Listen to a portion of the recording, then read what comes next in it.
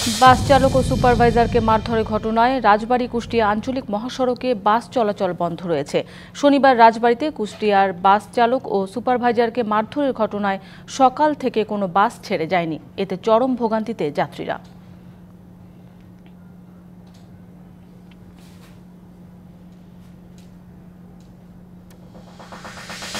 নরসিংদীর ভাটপাড়ায় শিক্ষককে লাঞ্ছিতের প্রতিবাদে সড়ক অবরোধ করে বিক্ষোভ করেছে বিদ্যালয়ের শিক্ষার্থীরা।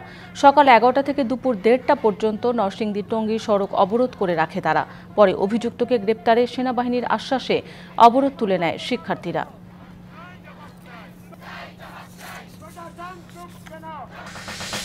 পঞ্চগড়ের তেঁতুলিয়া উপজেলায় বিজিবির বিওপি উদ্বোধন করা হয়েছে। কাশিমগঞ্জ বিওপির উদ্বোধন করেন বিজিবির উত্তর পশ্চিম রিজিয়ন রংপুরের commander brigadier general S M. Jahidur Rahman. সীমান্ত সুরক্ষার পাশাপাশি চোরাচালান সহ সব ধরনের অপরাধ দমনে পেশাদারিত্বের সঙ্গে কাজ করার নির্দেশ দেন তিনি।